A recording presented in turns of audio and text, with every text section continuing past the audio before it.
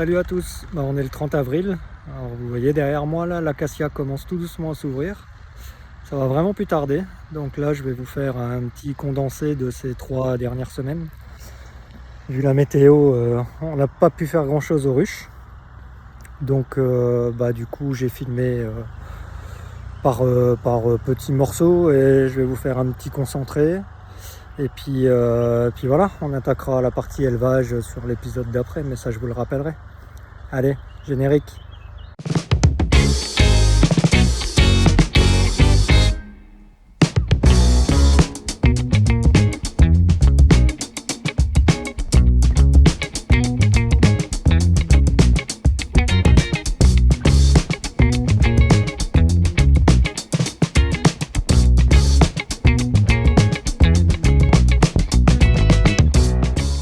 Bon, là on se retrouve au rucher pour l'acacia. Alors encore une fois, je fais très vite. Il y a du vent, il fait froid. Enfin bref, cette année, on n'y arrive pas quoi.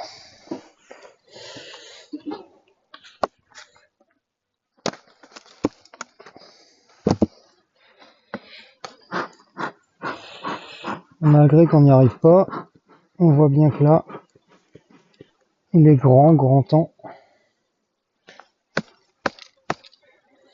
de mettre les hausses. Quand même jeter un petit coup d'œil. Mais malgré le froid, bon après,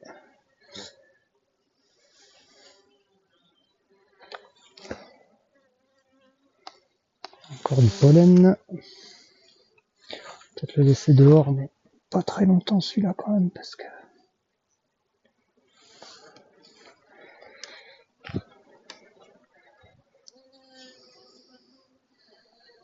Ça y est, celui-là il est étiré. Pas de ce côté-là, mais bon, il est déjà bien avancé.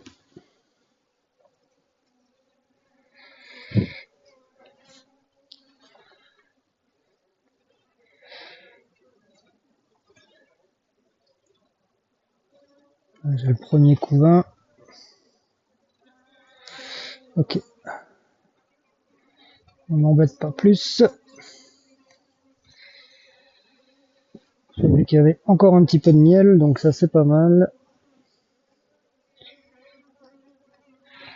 Et je vous assure que là le but c'est vraiment pas de venir les embêter.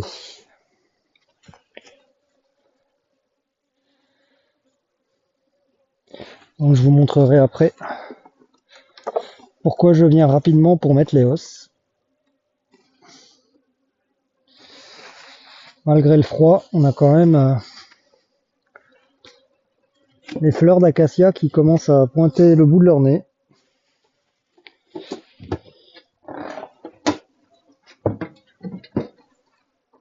Et du coup, j'ai peur que ça fleurisse quand même s'il fait froid, qu'elles n'arrivent pas à en chercher beaucoup.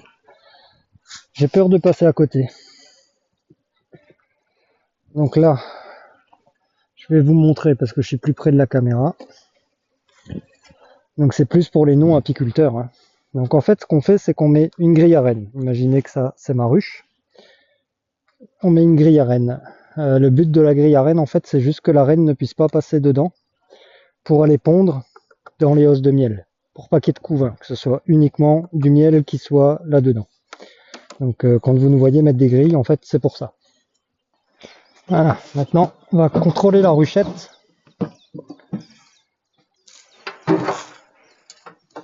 Donc ça, c'est la ruchette de YouTube. Hein. C'est celle où on a fusionné les deux ruches ensemble, qui allaient pas très bien. En espérant faire une ruchette comme il faut. Je vois même qu'elles ont déjà bien rempli les cadres.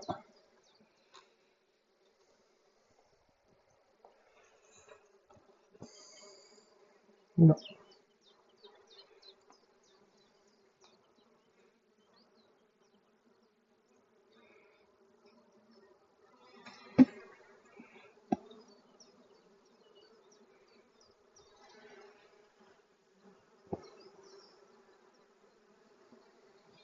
Celui-là, on va le poser comme ça. Par contre, je trouve qu'elles font un bruit un petit peu trop agité. C'est la réserve ici. Ouais, ça me paraît pas mal agité au bruit.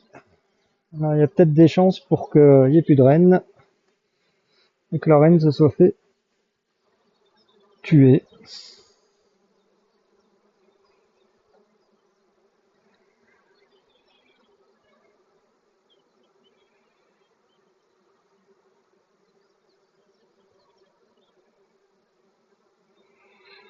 En plus, je vois pas d'œuf.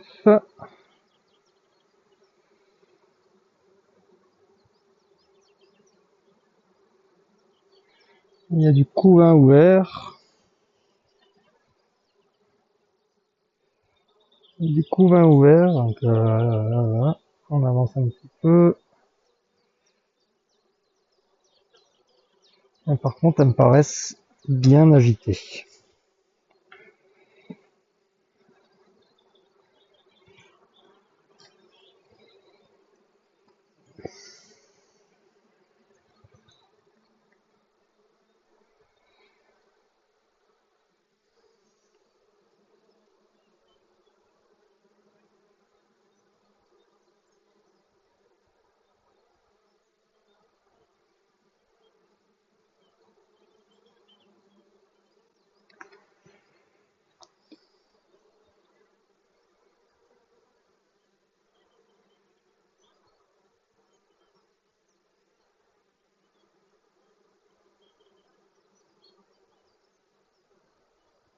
Pour l'instant, je trouve pas la reine.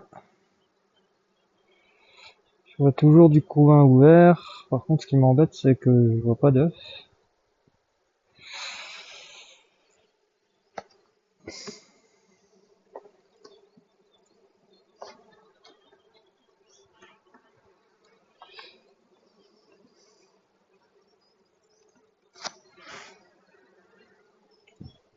Au fond de la ruche, j'ai pas d'abeilles mortes. Bon, par contre, là, ça m'a fait plein de cellules. Donc là, à mon avis, la reine s'est fait tuer.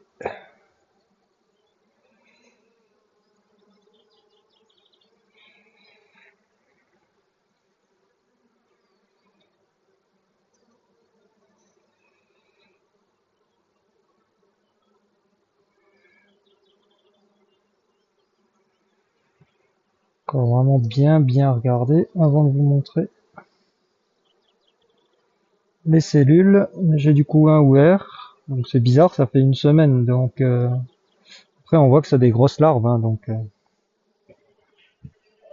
c'est des larves de cas de 72 heures, je pense. Et on voit qu'il y a que des grosses, quoi. Il y a pas de petites. Hein. Après, tout autour, c'est du nectar. Donc je pense que c'était les œufs qui étaient pondus déjà la semaine dernière. Parce que là, vraiment, moi déjà, je trouve pas la reine, donc ça c'est réglé. Mais si elles ont refait des cellules,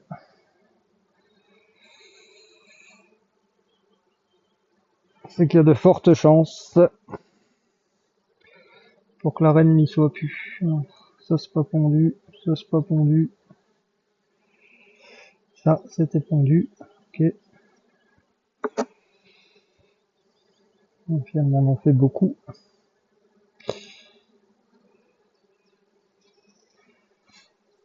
Voilà.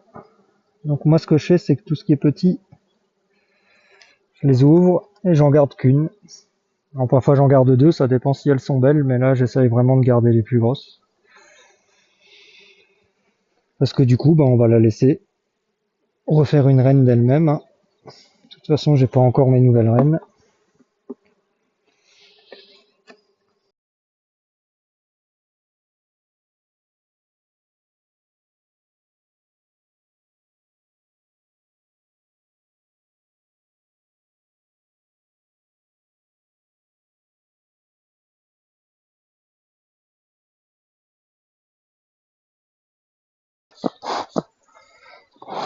Donc on va commencer la partie élevage. Donc je vous explique assez rapidement. Moi quand je fais de l'élevage, en fait, je fais du greffage. Donc pour les apis, comme d'habitude, bah, vous savez de quoi je parle. Pour les non-apiculteurs, bah, en fait, je vous montrerai ça la semaine prochaine dans une vidéo qui sera dédiée à ça, ce que je vais en faire. En fait, c'est moi qui choisis mes larves et qui les donne dans une ruche pour qu'elles élèvent les reines.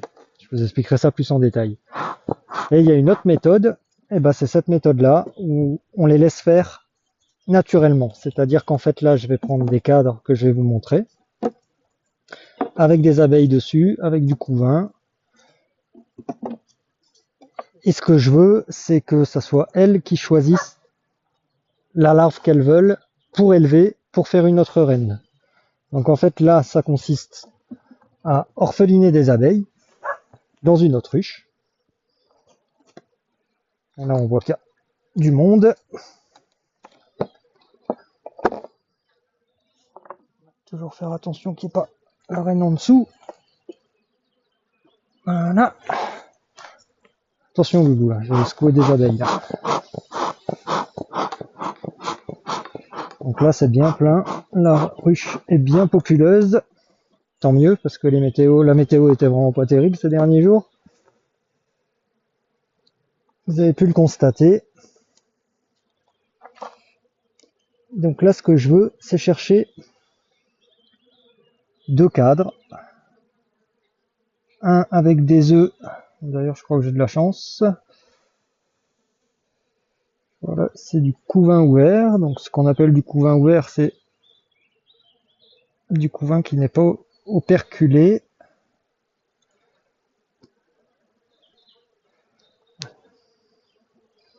Il n'y en a pas encore assez. Je trouve ça dommage.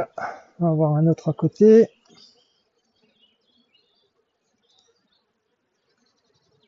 C'est les mâles.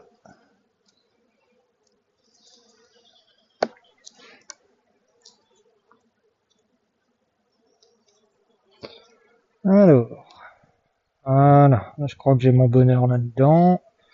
Faut que je fasse par contre très attention qu'il n'y ait pas la reine dessus parce que je vais l'enlever ce cadre. Donc surtout pas la reine dessus.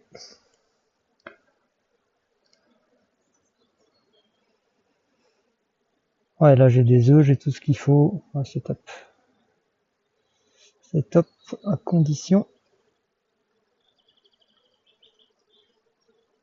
que je n'ai pas la daronne sur ce cadre. Apparemment pas.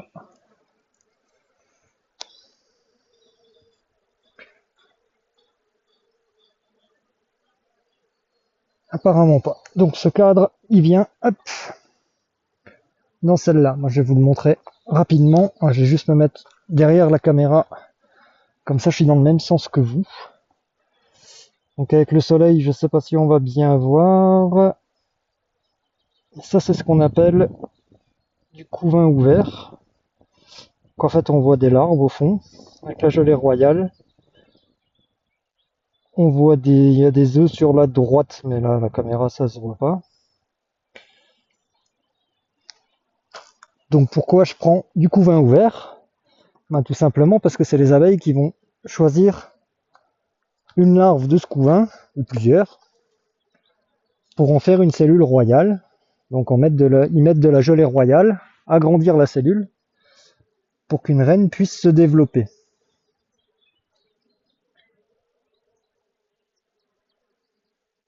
Parce qu'il faut savoir qu'une reine, au départ, c'est le même œuf qu'une abeille, ou que... Ah, ma reine est là, donc ça c'est cool. Donc celui-là, je vais le mettre de côté. Hop. Donc c'est le même œuf, pardon, au départ, qu'une abeille ou qu'un mâle. Il n'y a pas de différence. La différence, c'est qu'après, elle est choisie, donc soit par nous, soit par la ruche, soit en période d'essaimage, c'est la reine qui pond une nouvelle reine. Ça, je vous l'expliquerai aussi quand ça sera la période. Et en fait, ils vont lui donner de la gelée royale. Voilà. Là, j'ai le couvain fermé que je cherchais. Pas trop mal. Je vais voir s'il n'y en a pas un autre. De toute façon, je vais aussi lui en prendre un autre de coton que je vais mettre celui-là. Allez. Donc là, alors il y a les abeilles qui sont dessus, hein. Et ça c'est du couvain qui est fermé. Donc à l'intérieur il y a la larve qui va se transformer en nymphe et qui après va devenir une abeille. Donc en fait on joue avec tous les âges. Alors ça, la nourriture, ça c'est très important. Hop, et les 2 cadres que je lui ai pris, eh ben, je les remplace par des autres. Je vais faire ça après parce que si je peux encore lui en prendre une, ça me plairait bien. Voilà, donc celle-là, elle est fermée. Voilà, on va l'enlever. Hop. Attention, moi. Donc ça, c'est ma deuxième que je vais essayer de faire aussi.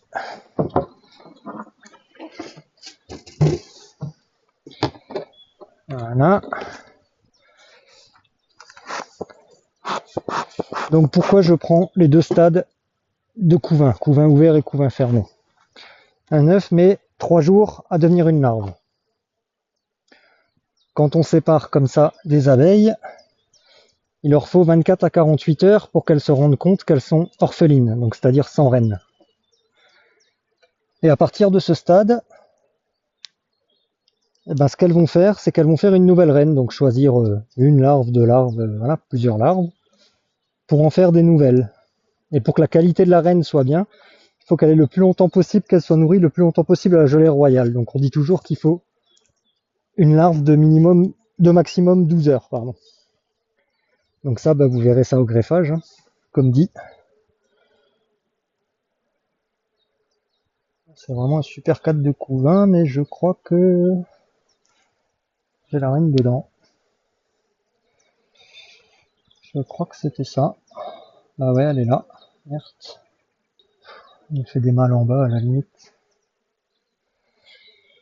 Je peux les emmener. Mais avant, il va falloir que je trouve. Ah, de ce côté-là, ça va. C'est du beau couvain fermé. Donc je vais lui prendre celui-là. Attention, Jack. Hop. Ok. J'aimerais bien lui prendre un couvain ouvert si je le trouve. Donc pareil avec des œufs. Il semble que j'avais celui-là. Qui n'est pas encore complètement construit, mais en même temps, voilà, j'en ai. C'est bien ça. Il y a des œufs, il y a tout. Ok. Donc là, bah, vous comprenez bien que ce soit ces ruches-là, en fait, ça va devenir des jeunes essaims, hein, donc il va falloir que ça se développe. Donc ça produit pas. Ça sera pour l'année prochaine. Et vous imaginez bien aussi que bah, celle que je suis en train de ponctionner, bah, forcément, elle va plus pouvoir produire de miel non plus parce qu'il lui manque des abeilles, quoi. C'est évident. Donc, je termine ça et je vous reprends tout de suite après quand on va au rucher, où je vais peut-être vous reprendre quand on va contrôler, ce qui serait peut-être pas mal d'ailleurs, quand on va contrôler la ruchette juste après quand même, on est à côté donc on va quand même la contrôler.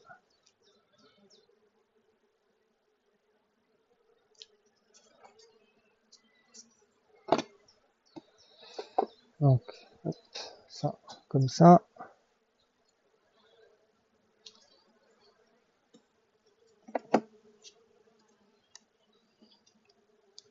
Comme ça. Il fait encore un cadre, hein, celle-là. Ah ben, il est là. Ok. Voilà. Donc maintenant, je vais laisser la reine répondre hein, dans tous ces cadres vides.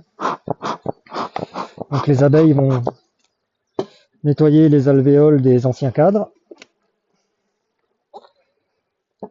La reine va répondre, donc je vais la laisser un mois et demi. pour se refaire une santé, on va dire. Et la santé de la ruche pour bien la remplir à nouveau au niveau du couvain. Et je viendrai certainement reponctionner encore une fois, reprendre encore une fois des cadres. Celle-là, il faut que je la referme rapidement. Alors pourquoi on les referme rapidement? On les isole complètement. Devant, il y a une mousse. Je vous montrerai ça après sur l'autre rucher, ce sera plus facile. Mais en fait, c'est pour que les abeilles, avec l'odeur, le temps qu'on manipule, ne retournent pas dans leur ruche d'origine. Le but, c'est quand même d'emmener des abeilles avec, sinon ça sert pas à grand chose.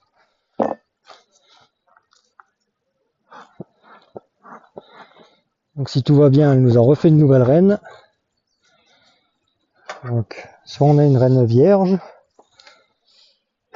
soit avec la chance qu'on a, pendant ces 3-4 jours de fécondation, de beau temps, de remontée des températures, avec de la chance, elle s'est peut-être fait féconder. Je vais poser ça délicatement. Vous voyez, j'avais mis du candi tellement il faisait froid, quoi. J'ai dû nourrir vraiment toutes les ruches. C'était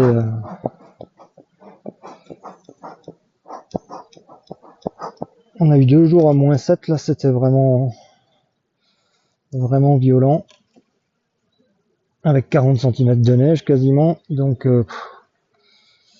ça a été un petit peu compliqué pour elle, pour nous.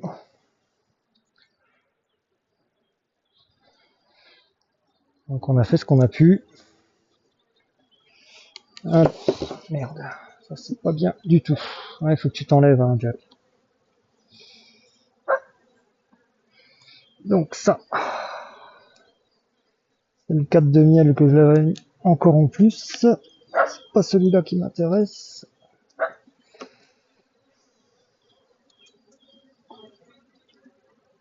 Ce qui m'intéresse, c'est de...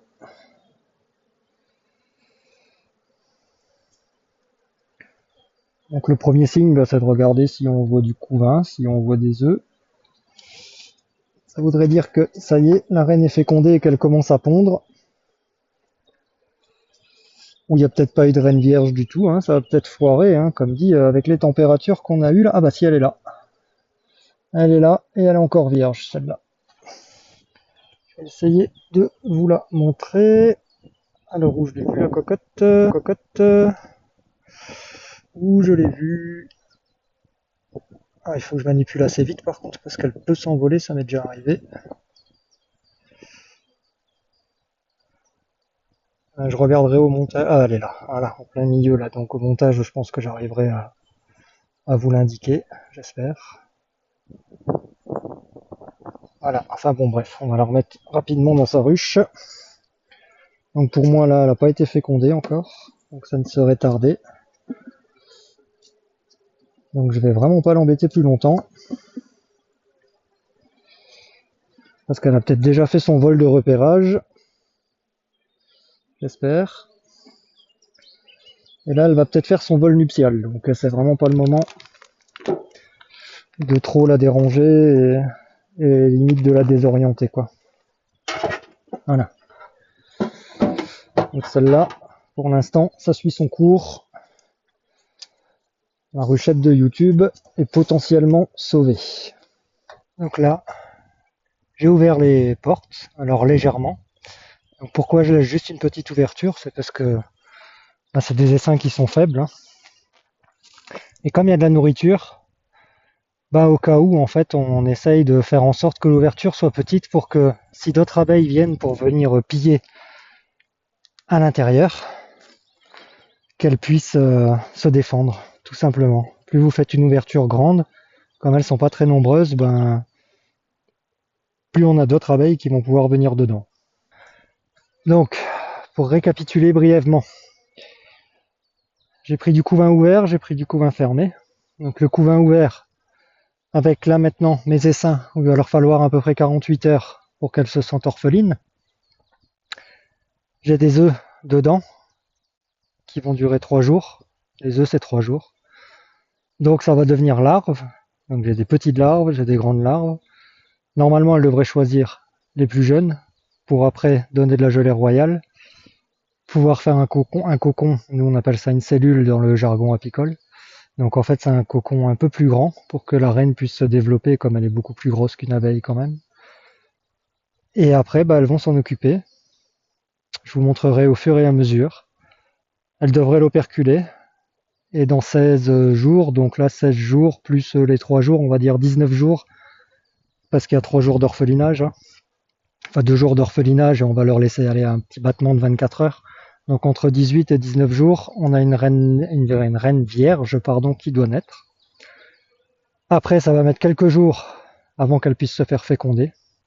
Donc là, ici, c'est mon rucher d'élevage. Donc là, il n'y a que 2 ruches, hein. C'est les 2 premières que je viens de préparer, là, artificiellement. La semaine prochaine, quand on fera le greffage, vous verrez tout au long de la semaine, et j'espère faire un épisode complet là-dessus pour que vous voyez bien de A à Z comment ça se passe. En fait, je vais venir mettre encore des supports là, et puis composer des essaims au fur et à mesure pour pouvoir après y incorporer mes cellules royales avec des reines dedans. Voilà. Donc, je sais que l'épisode va pas être forcément très attrayant, hein. C'est une compile de tout ce qu'on a vécu pendant 3 semaines, donc on n'a pas fait grand-chose aux ruches, ça a vraiment été catastrophique. Le colza, j'ai tout raté. Elles ont consommé pendant la période froide, je voulais pas leur enlever. Donc en fait, elles l'ont consommé.